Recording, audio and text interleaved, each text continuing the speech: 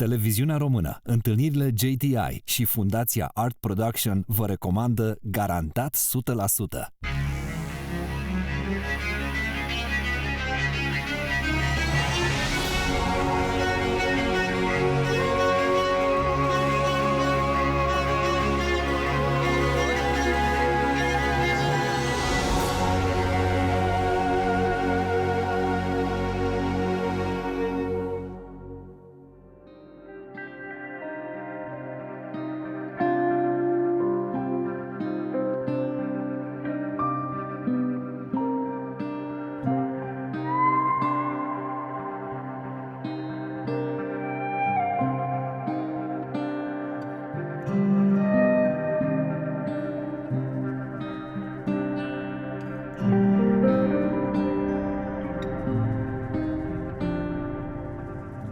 Salutare, bine v-am regăsit la Garantat 100%. Invitatul nostru din seara asta s-a născut în 1967 în Marea Britanie. E unul dintre marii muzicieni ai lumii rock de la ora asta. Cei care l-au ascultat îl știu de pe albumele, de pe proiectele No Man, Blackfield, Storm Corrosion, dar mai ales din legendarul Porcupine Tree și din cariera sa solistică. Le mulțumim organizatorilor festivalului Artmania pentru mijlocirea acestei întâlniri. Doamnelor și domnilor, suntem onorați să-i spunem bun venit la Garantat 100%, domnului Steven Wilson. Good evening. Hello. Thank you so much for accepting this invitation. My pleasure. Thank you for having me. It's a dream come true from our point of view. Steven, let us talk a little bit about the idea of success, about being prepared artistically, mentally, being prepared for being successful. Do you understand success as we all understand success nowadays? What is your idea of success? That's a very interesting question. Obviously, quite a complex answer would be required to deal with it properly. When I was 12 years old, and I fell in love with the magic of making music by listening to my parents' records, starting to buy records of my own. I fell in love with this kind of magical notion of being a professional performing rock musician. And of course, it isn't what I imagined at all. Firstly, it's very hard work, and secondly, your perception of success changes at every stage. Let me explain to you what I mean by that. Please do. When I was 15 years old, my idea of success was just to make a record, just to be able to hold in my hands a record and say, I made this. But of course, once I achieved that, I was already looking at the next horizon. And it's one of those things where no matter how near you get to the horizon, you're always seeing the horizon in the distance. Right. So my next thing was, okay, now I want to have an audience. How big do you want your audience to be? Oh, I'd be happy if 1,000 people buy my record. But then you sell to 1,000 people and then you're like, I'm not happy with this. I want 10,000 people to buy my record. Now, some people sometimes say to me, they ask a question, I'm paraphrasing, but they'll say, what's it like to be a successful musician? And I have to ask myself, am I successful?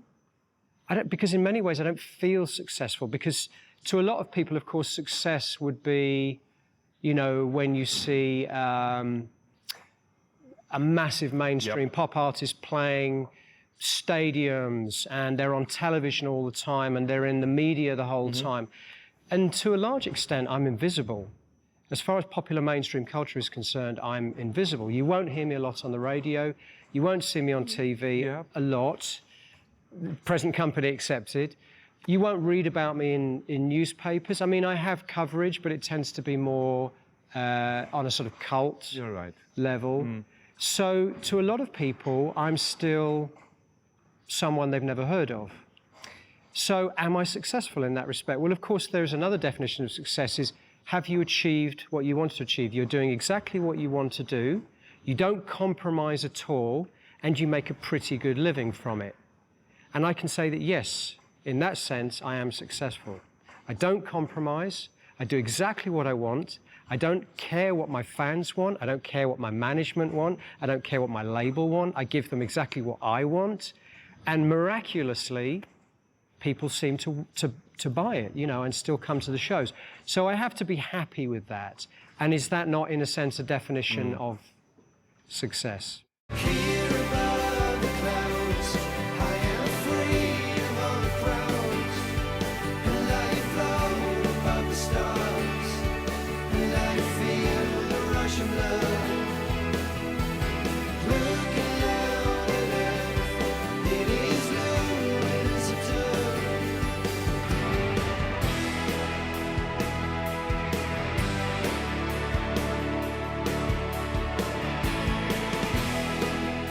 Here's a quotation from yourself. I went on BBC Breakfast TV and I was in the Sun talking about these things. It's a shame to me that rock music these days, it feels like it's a little bit marginalized by urban music and mainstream pop music. End of quotation. Can you retranslate that?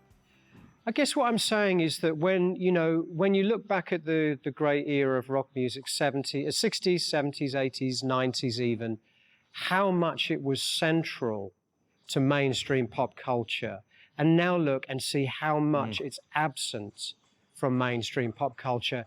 Now, I have no problem with urban music, hip-hop music, pop mainstream music, but this music has become so dominant in the mainstream, almost to the complete exclusion of any music which comes from the rock tradition. So to me, it's been kind of depressing to see rock music gradually more and more pushed out, almost to the complete exclusion of anything from that arena. And, you know, you look back at the 90s and you think, well, that was the last time rock music really had a strong presence in pop culture, you know, with bands like Nirvana, the Seattle scene, maybe some of the Britpop stuff like Oasis and Blur.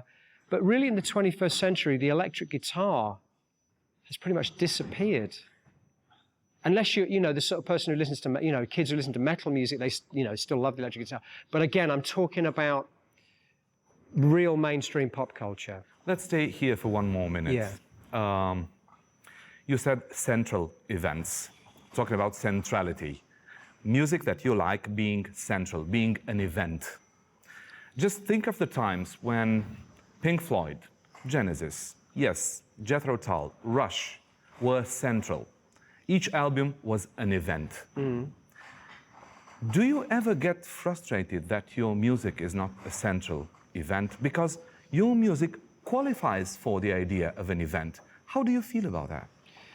Well, the answer to your question is it is frustrating, but there's no point, in a way, being upset about it, because there's no doubt about it, times have moved on. The golden age of the album as a, well, you use the word event, but I mean, I think all the artists you mentioned, for example, they all specialized in this idea of the album as a musical journey.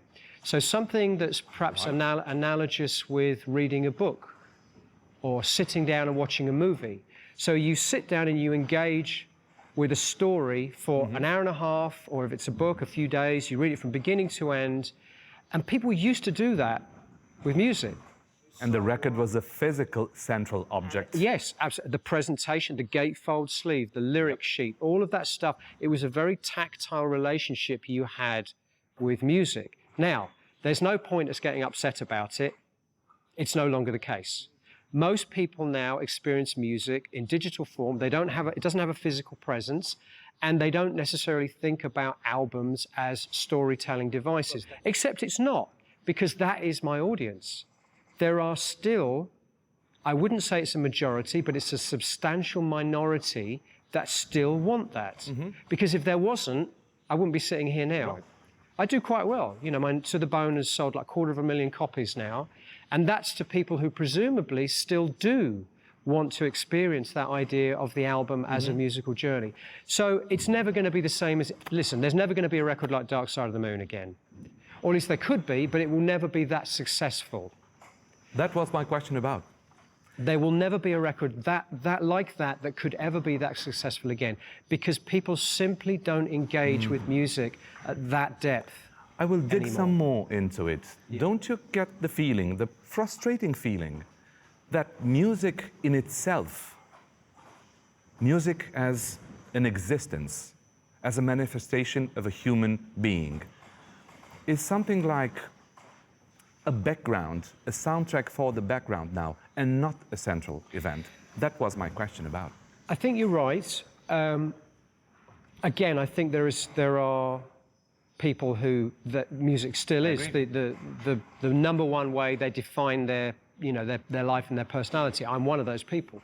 But there are also young kids that still care deeply about music. But yes, speaking broadly, there was a time, there was this brief window, we could call it the 20th century or the second half of the 20th century, when music was the number one thing that young kids, and this is the key, what do young kids do? How did they relate to music? There was a time when young kids would use the pop music of the day as the number one way that they would define their personality as distinctly different from that of their parents. So, young kids would get into punk rock and upset their parents. Young kids would get into grunge and upset their parents. Young kids would get into David Bowie and upset their parents. Whatever it was that upset their parents, that was what, in a way, they were using to define themselves as teenagers. That's no longer the case. It's now more likely to be computer games or the kind of trainers you wear, kind of shoes you wear. I think music is still part of it, but it's definitely taken a step into the background. And, you know, there's more, one of the other very, very interesting things is that, of course, there's more music now in the world than at any other time in history. We are almost too much. We are constantly bombarded by music. You walk into a shopping mall, you walk into a restaurant, you walk into a clothes shop, you walk into a hairdresser and they have, I don't know about your hairdresser, but my hairdresser has MTV on all day, or whatever, and it's just, I wish they'd turn it off, you know, and it's just constantly being bombarded by modern pop music or whatever it is. You get into a taxi and they're listening, and there's more music around us than at any other time in history. There's more music being made than at any other time in history because it's easier to make music. You can just buy a piece of software for your computer now and you can make pretty convincing electronic music, or you can record rock music, whatever it is. You can do that in a way that would have been unthinkable at any other previous era. So you'd think, well, that means there's more music, there must be more good music. Unfortunately, that seems to be, the opposite seems to be true. There is more music being made, but so much of it is very generic and has no distinctive personality of its own. So it just becomes background noise, which leads into, again, part of the problem, that if music doesn't grab people, then it's very easy to ignore. Just please be as straightforward as you can and as you want. I mean, just think of the fact. Democracy is all over the place, arts included. Democracy in art, is it a matter of evolution from your point of view or a collapse? It's a very complex question. I think there was a time when music was very much in the control, for example, of the record companies. And you could say, well, that's a bad thing. Why should the record companies be the arbiters of taste? Why should they tell us what we should be listening to and what's worth them signing and releasing? Now we have a situation where anybody can make their own record, they can release it on the internet, they can put it on Spotify. There's some ridiculous figure like 10,000 new songs are uploaded on Spotify every week. It's too much. But the other side of that coin is that there was a time when record companies were, in a sense, filtering the really great stuff, not from the bad stuff, but from the average stuff. And we now have a situation where most music is very average, very banal, very bland. It's not bad, it's just not, it's like air, it's like nothing, you just can't even grab hold of it. Yep. There was a time when record companies would have filtered out the stars. Yep. And I do, in a way, I do have a kind of nostalgia for that time. Even though, as you could say, the democratization of music means now anybody can make a record. But as we see, music has not got better, and arguably it's got more banal, and it's not as magical as it once was. But it's very complicated, because who am I to tell all these other people they shouldn't be? But how do you live with this type of reality? Well, in a sense, I am one of those people, because I didn't get, at the beginning of my career, I didn't get the big record deal. I started making music in my bedroom, originally releasing cassettes, selling them mail order. I then got to the point where I was pressing my own records up. So I am one of those people in a sense. But let's just say it was a lot harder. You had to really want it badly. Now it's very easy to make the music and just release it online. But nobody really listens to it. Do you ever think of you as a survivor fighting for something which is not at fashion, which is not vital, which is not needed anymore? Partly, yes. I mean, it's depressing because the only thing I can do, it's the only thing I'm very good at, is making music. But sometimes I feel like I was born 10 years later than I should have been, or 20 years later than I should have been. If I could have been part of that incredible explosion of creative, conceptual rock music of the 70s, the late 60s, early 70s, or could have been part of that incredible new wave of music in the 80s, with sampling and synthesizers and electronic music, and I love that stuff, and there's a magic about those eras. There's so much creativity, and I'm frustrated sometimes that I was born when I was born. I was born in a great year. I was born in 1967, the year of Sgt. Pepper, Jimi Hendrix's first album, Floyd's first album. I mean, it's a fantastic year. But by the time I was old enough to make music really professionally, the late 80s... You even say that in a song. I was born in 67, the year of Sgt. Pepper. Right. And that has been a frustration in a way, that I was making the kind of music that probably would have done really well 10 or 20 years earlier, but I had to fight to get any attention for it at all. And in a sense, I still feel that way. I've been doing it 30 years now. I feel like, in a sense, I came through at the very last point in history it was possible to still come through using the old model. On the other hand, you live a huge advantage. You are in yourself a huge advantage, because all the influences that are present in you are somehow mixed together, and you have your own personality. Less and less people would say, Steven Wilson sounds like that. Steven Wilson is that. They will say, Steven Wilson is Steven Wilson. Right. And that's a huge advantage to, I don't know, to metabolize all these influences. Yes. I think you're right. I begin to feel that. And in fact, only really in the last few years have I begun to feel like people actually pay me that courtesy of saying, Steven Wilson has created his own musical universe. Before that, it was always Steven Wilson plays prog rock or prog metal or space. And I was always frustrated by that, because I would always point to things, well, but I'm making electronic music, I'm singer-songwriter, ambient music, and I was frustrated by that.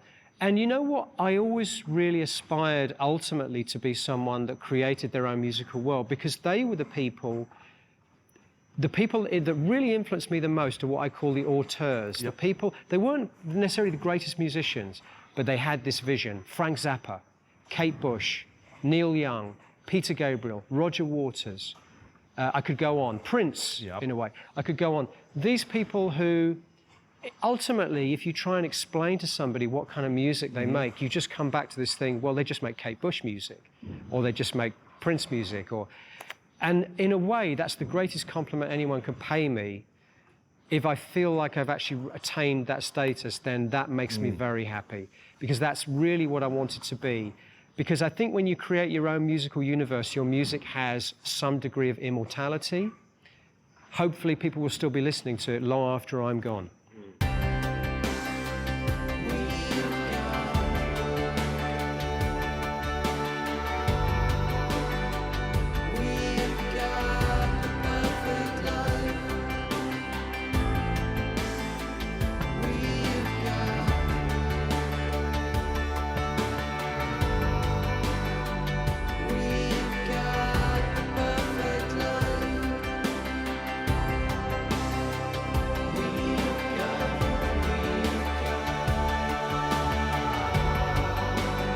Talking about Kate Bush, one of your dreams is to rearrange her musical catalog. Remix her catalog into surround sound, Remixing, you did a lot of this stuff. I did, yeah.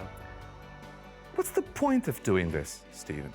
The point is that most of these albums were only ever mixed in stereo before, and we now have this thing called 5.1 surround sound. So now, you could say, well, that's a very niche market. Not many people have 5.1 surround, but actually they do, because a lot of people now have home cinema systems at home. Right. So they have the speakers at the back of the room, and they have the center speaker, which is where most of the dialogue comes from on a movie mixed in 5.1.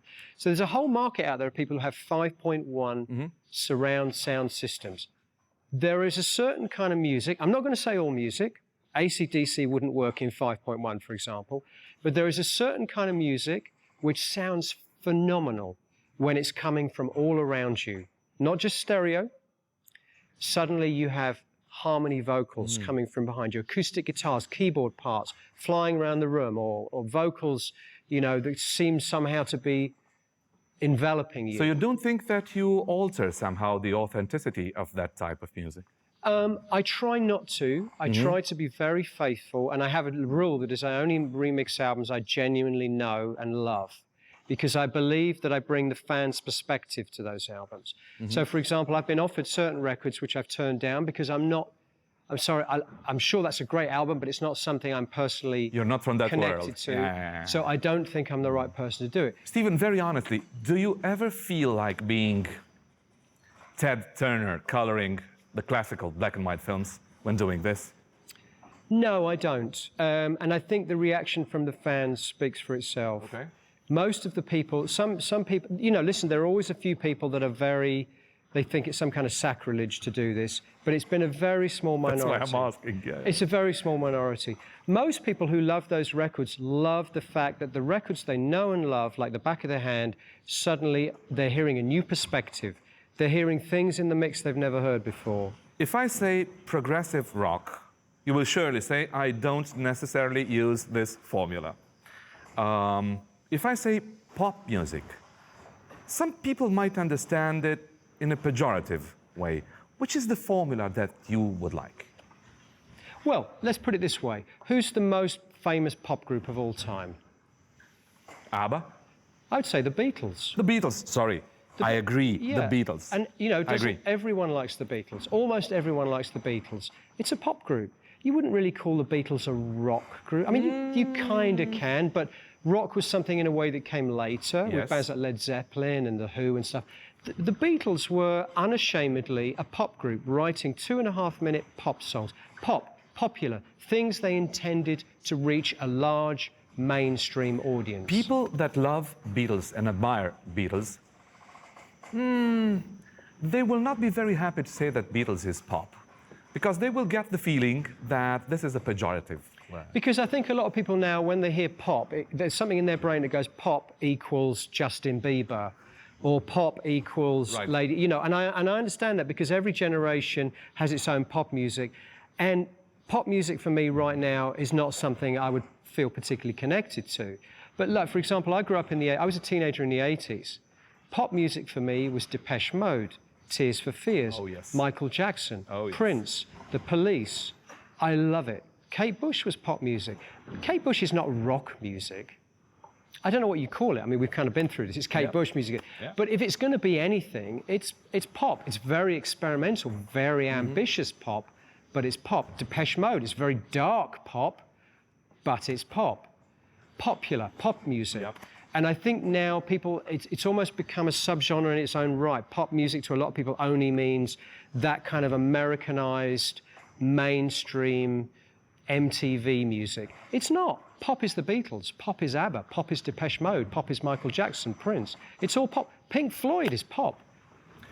Well, I know lots of people who will not be very happy when hearing this. Look at the back. If you get an original pressing of Meddle or Dark Side of the Moon, there's a thing on the back, it says, file under popular. Oh, yes. Okay. Quotation from yourself.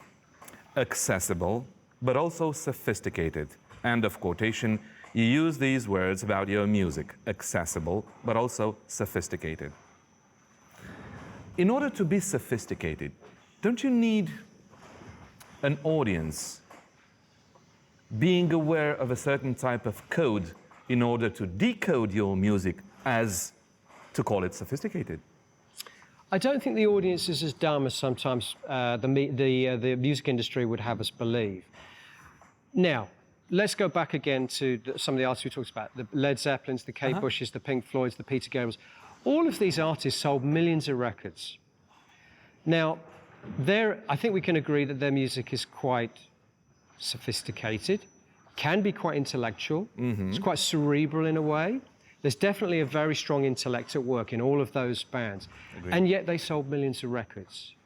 Now, there's either two explanations for that. Either that the people who bought those records aren't really appreciating all of this other stuff, they're just responding to the pretty melodies and that's all. Or subconsciously, of course, they are absorbing the message and they are absorbing all the sophistication. And they can appreciate that this thing has layers and levels to it. And I think there's a real art to being able to take something that has depth and layers to it to a mainstream audience. We see it happen in the world of cinema all the time. People can, I think the audience can respond very deeply and engage very deeply to things when they want to, or when the art kind of justifies it. And I've never thought my music is particularly difficult to appreciate. I mean, I have strong melodies, I hope I have good songwriting, and yet some of the subject matter of my songs is quite dark. But if people engage with it, I think they get a lot out of it. Mm-hmm. Let's play for 1 minute a game. Let's pretend I am a fundamentalist, progressive rock fan of yours. Okay. And I meet you on the street. Can we play that? Okay. And I'll tell you something like this. All right. Stephen, I'm very upset. First of all, you became soft, you became girlish. I suffer from this point of view. What's the matter with you? What will you answer? Well, it depends how obnoxious I was feeling on the day. I mean, the answer, that person, Okay. that person, clearly the person with the problem in that particular scenario is you, not me, right? Right. Anyone who listens to music within a very narrow set of parameters and set of genre, I feel it's their loss. I understand there are people like that. I'm not one of them. And I don't think a lot of my audience are like that, but I know that there are some. I know that there are some.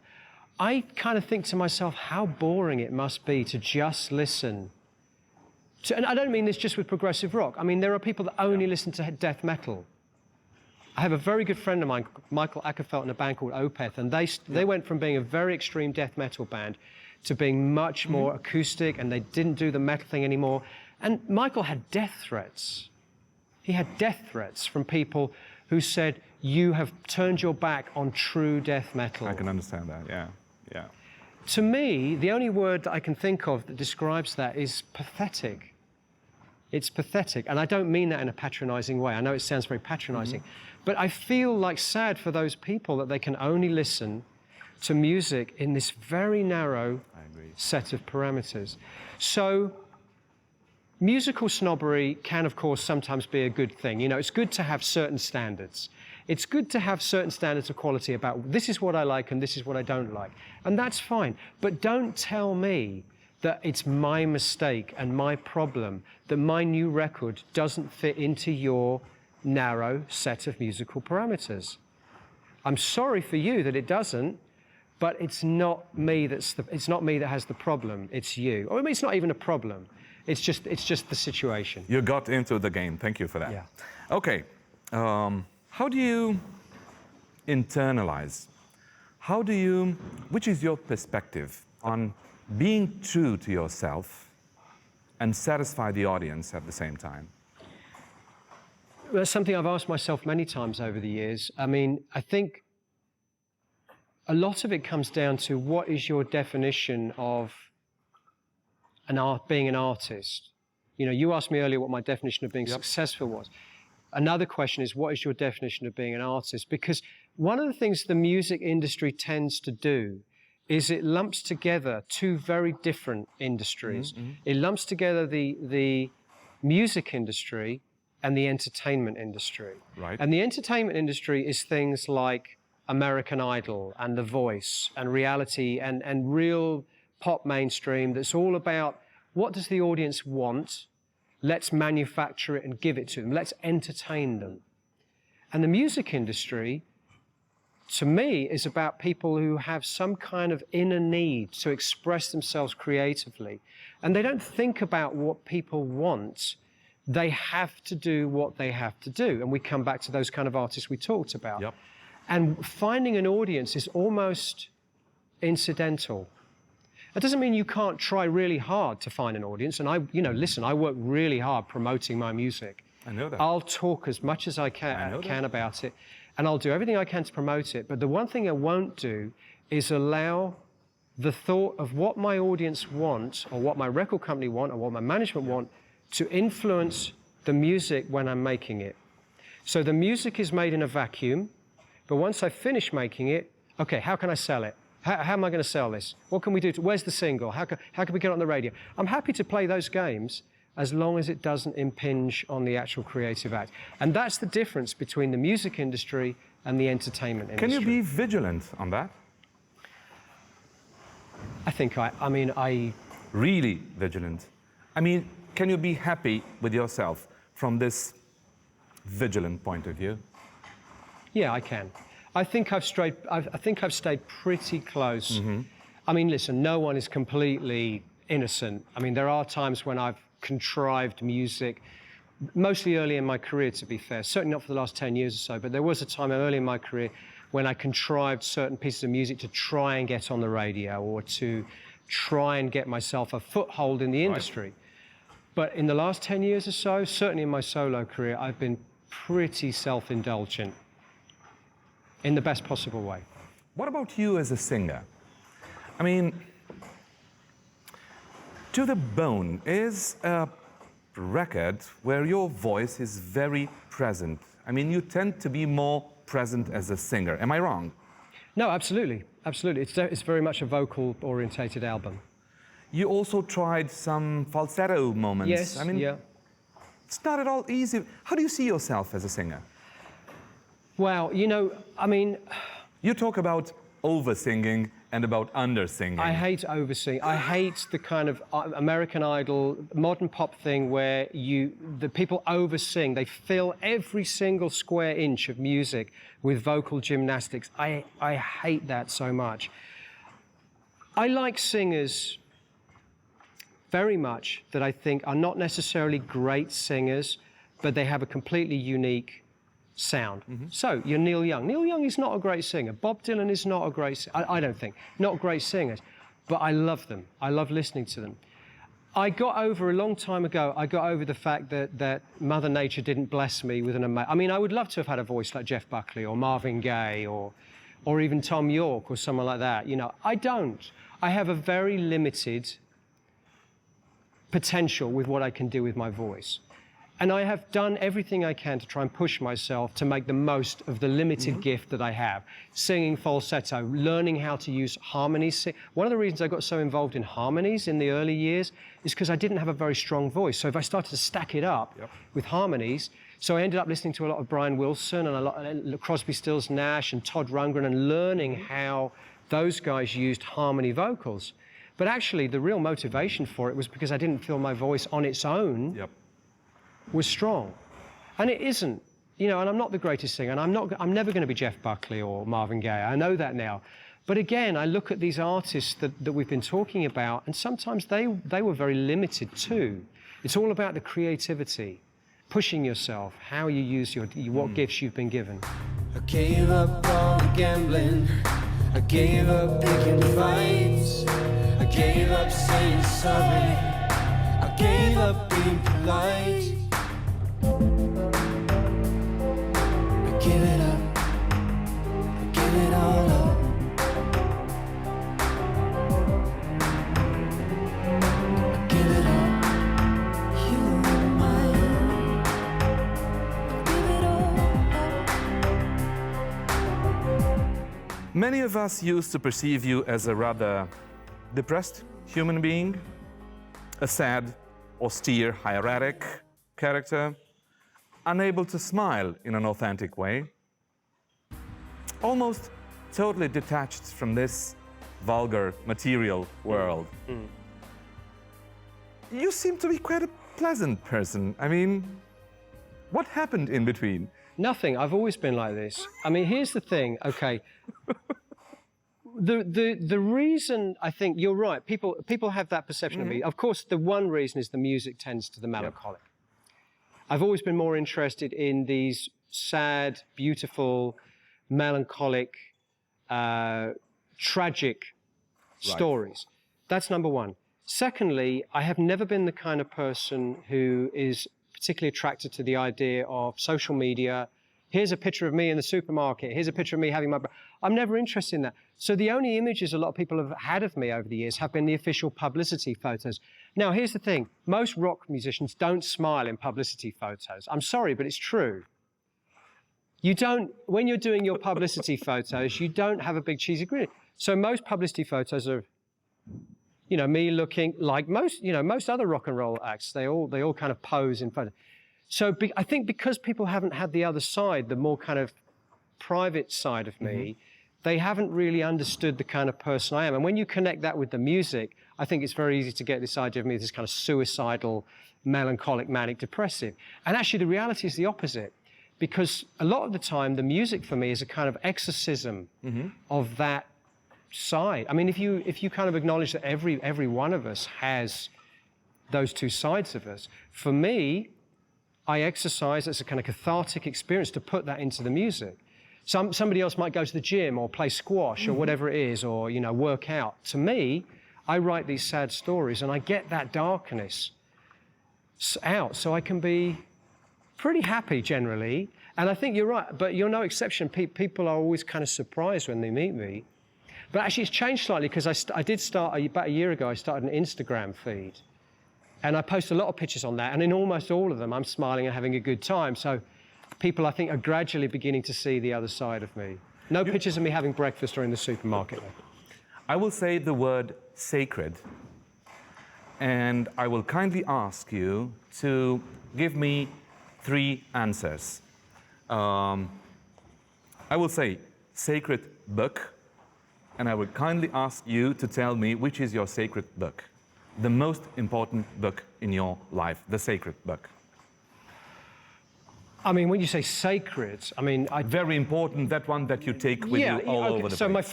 my favorite book. I say sacred just to make it strong. It's a very strong word. Sacred almost implies you have some kind of, you know, spiritual connection to the book, which in a way I suppose is true of anything that means a lot to you. You do have that. My sacred book is a book I was introduced to when I was studying English literature in my high school. Yep. And it's a book by an Irish writer called James Joyce, and it's called Dubliners. Yep. It's a book of short stories, and what's so inspiring about that book to me is it's a book all about the idea of paralysis, not literal paralysis, but spiritual paralysis. People who are unable, in a way this kind of resonates with some of the things we've been talking about. It's a book about people that are stuck in situations, sometimes through circumstances, but sometimes because of their own fear of breaking out of a cycle. And I think it's something that we all suffer from at various times in our life. We get stuck in relationships, or we get stuck in jobs, stuck in situations, and we don't feel particularly happy, but we also fear the jump to whatever might be the unknown, the potential for something better, but also the potential for something worse. So, and that book really instilled in me that idea of spiritual, emotional, career, relationship paralysis. It's a series of short stories. I mean, it was written, you know, over 100 years ago, but it's still so prescient to me. It is a wonderful book. Yeah. Okay. Which is your sacred film? I have a few, depending on the day you ask me. I struggle. Which is your sacred film today, in this very moment? I think The Elephant Man, David Lynch's Elephant Man, is pure cinematic poetry. It has everything I love. It has poetry, it has heart, but it also has a sense of the surreal, and it has a sense of dream logic. And it's also, of course, based on a true story, which has so much pathos, so much beauty, so much melancholia. It's a classic. I mean, we were talking about my music. This is the ultimate example of sad, but somehow so uplifting. I was thinking of the fact that The Elephant Man would have been a perfect match for Storm Corrosion. I mean, Storm Corrosion would have been a perfect soundtrack for The Elephant Man. Yeah, it would have done, yeah.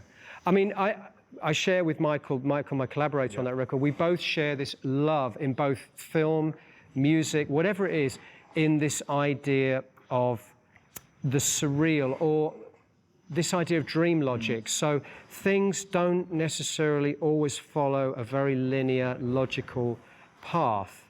And that's what happens in our dreams. When we're dreaming, our dreams, the stories take bizarre turnings, don't they?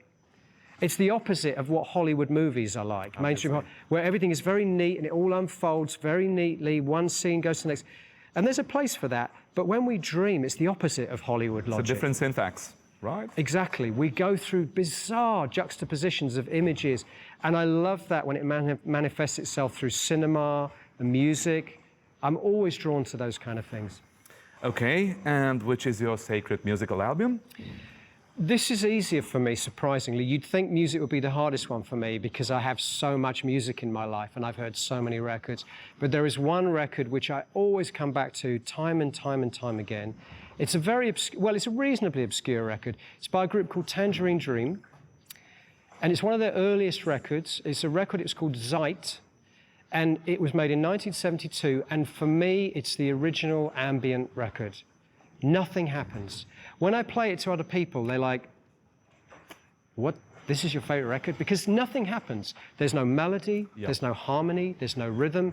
It's pure, cosmic. To me, the analogy with ambient music, if you try and explain to people why you like ambient music, why should you like music that has no melody or rhythm, it's the same reason you would enjoy a perfume that fills a room with a particular scent.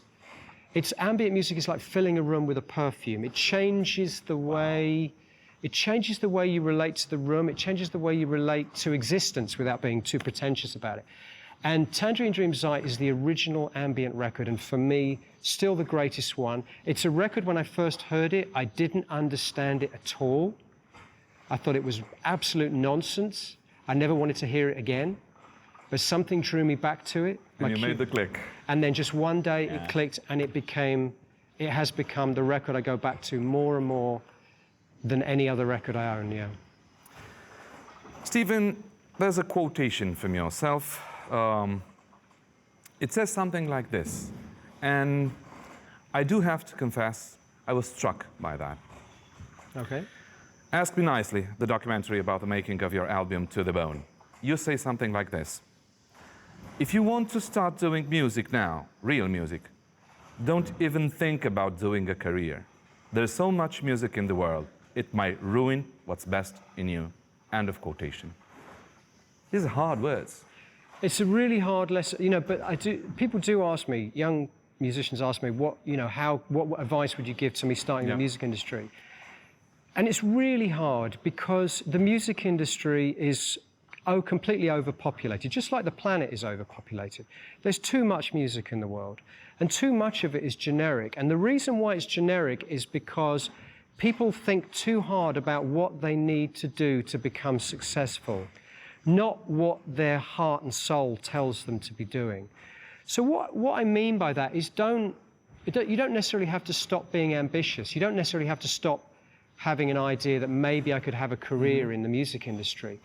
But the problem is, I don't know if you have this quotation, this expression in Romanian, but the tail wagging the dog. We do have that. Yeah, so the idea that you're thinking so hard about what you need to do to be successful that it starts creating the music for you. It's the tail wagging the dog. And that should never happen with music. It should never happen with art. So what I say to people is, do the music because you love to do it. Don't think about if even a single person is going to enjoy it. Yes, but they can answer. It's easy for you to tell that. You've made it. Yeah, I know, and that's the problem. But the problem also is that if they start thinking, it's a self-defeating argument. If they start thinking about what other people want, they end up sounding like everyone else. They've got even less chance. The best chance they've got, I believe, the best chance any musician has of making it in the music industry now is to sound like nothing else. Because there's too much of everything else. Okay. So actually, I'm doing them a favor in a way. I'm saying, do what you want to do. Don't try and sound like anything else. It may sound counterproductive, but at least you will have a chance of building an audience. I believe that. Stephen, my last question might be very irritating for you, but I do have to ask this question. I mean, I ask this question on behalf of many people, and you know this question. What about Porcupine Tree? What about it? Will you be back? No. Is it a fundamental no? let me try and give you a more reasoned explanation. I'm not interested in going backwards. I'm only interested in going forward. So that's the first thing. Why would I go back and do something I've already done? The second thing is, Porcupine Tree started as a solo project. The first 3 albums were solo albums. Yep. If I'd had the confidence at that time to make records under my own name, I probably would have done, but I didn't. I felt like I had to hide behind a band identity. Later on, of course, it became a real band. And I gave more and more control away, if you like, for want of a better word, to other people to create something that was a kind of synergy of 4 personalities. And we made another 6 or 7 records, and we toured, and we started to build up a fan base. But to me, in my heart, I was always still a solo artist. I'm not a team player. I never was. Even in Porcupine Tree, I was very irritating to the rest of the guys. I controlled things very firmly. I wrote most of the material. I found it hard to give away the vision that I had. I know very precise people who will hate you when hearing this. And I gave, well, I'm sorry, but that's the reality. And I got to the point where I felt like if I was going to continue to evolve as a musician, I had to go back to being a solo artist, as I believe I was always intended to be. Now, I know people have a very romantic notion about not just Porcupine Tree. People have a very romantic notion about bands. Something very romantic about bands. But I think a lot of it is illusion. Yep. If Porcupine Tree had carried on, the material I wrote for my solo records would have been the same material I would have brought to that band. Okay, they would have sounded a bit different because the other guys would have put their personality on it. But the trajectory of the music, I believe, would have been the same. Because Porcupine Tree was always a product of where I was musically. I got into metal, so the band became a bit more metal. Yeah. I got into songs, so the band became a bit more songs. I got bored with metal, and I think a lot of people think that that was something to do with me going into my solo career. It wasn't. If Porcupine Tree had carried on, the metal would have gone from that too, because I just lost interest in it. I felt as part of the musical vocabulary, it had gone as far as it could. The last album we made wasn't as good as the ones before, arguably. I'm sure there are people that like it. I felt we were beginning to repeat ourselves. The moment I felt we were beginning to repeat ourselves, that for me was like, time. Stop, move on. Life's too short, keep moving forwards. I'm not a very nostalgic person. I don't have very much nostalgia for it. Listen, the records are there. I'm very proud of those records, most of them. Very proud of most of those records. They're still there. They're part of my back catalogue. They're part of my history. The name Porcupine Tree is just a name. Okay, thank you so much for accepting this invitation. It's been My a privilege pleasure. to have you here. Thank you for your music and good luck with all that you do. Thank you very much. I've enjoyed this very much. Tuturor celor care sunt alături de Garantat 100%, mulțumim frumos pentru încredere. Ne vedem data viitoare. Noapte bună! And your